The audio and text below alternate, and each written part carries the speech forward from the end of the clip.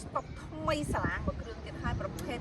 លឹកស៊ី GX 470 3បងប្អូនគឺស្អាតខ្លាំងណាស់មកឃើញបងប្អូនញាក់សាច់បងប្អូនអើយ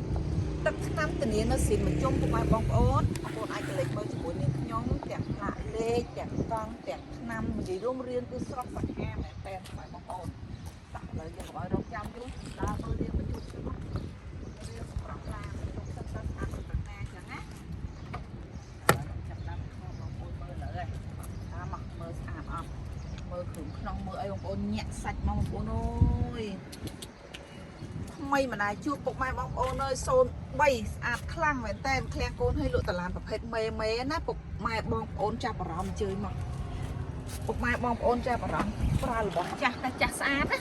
ចាស់តែចាស់ស្អាតមិនមែនចាស់លំចាស់គេហៅថាចាស់ល្មមចាស់ខ្ចីបងប្អូនមើលញ៉េម៉ាស៊ីនស្ងាត់ឈឹងស្មូតហ្មង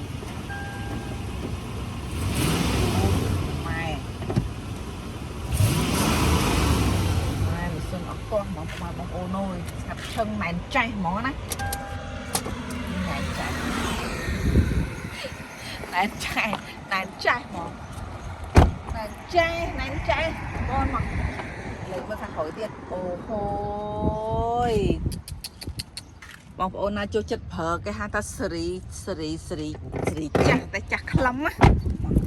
តែកូនឲ្យបងប្អូនកង់ថ្មីពូតក្របរៀបចំមកស្អាតមកកំផ្លែជូនពុកម៉ែបងប្អូនហ្មង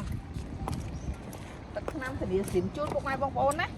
ឃ្លាំងកូនឲ្យមានការធានាមិនមែនធានាតែមាត់លំណាមានការធានាដោយលីលាក់ជាអសធានាទៅលើទឹកឆ្នាំធានាទៅលើប្រអប់លេខម៉ាស៊ីនបងប្អូនចូលអង្គុយស្អាតខ្លាំងបងប្អូនណាហើយគេមកក្អីខាងក្រោយនេះ2ទៀតអញ្ចឹងបងប្អូនមានសមាជិកច្រើនតែតម្លាក់តាក្អីនេះមកអង្គុយបានឬក៏បងប្អូនខ្ជិលបងប្អូនអាចដោះទុកក្នុងផ្ទះក៏បានដែរថ្ងៃណាត្រូវការប្រើយកមកដាក់ប្រើវិញមកបងប្អូនអាចដាក់អីបែបបានច្រើនអញ្ចឹងណាគឺស្អាតណាស់មកនេះ03ពុកម៉ែបងប្អូនមកលឿនស្អាតតម្លៃសមរម្យឡានស្អាតបងប្អូនណាអញ្ចឹងបងប្អូនទិញឡានយកទៅប្រើកុំចិត្តតែទិ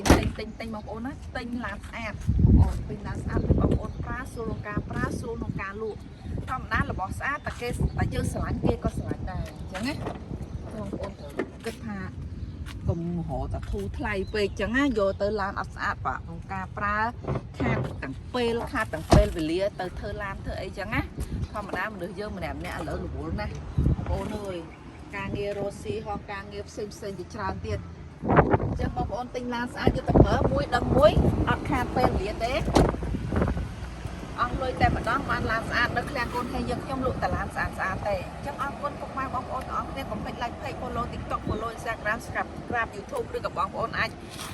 ទេលេខទូរស័ព្ទនៅខាងលើហ្នឹងក៏បានដែរអរគុណច្រើនបាយបាយ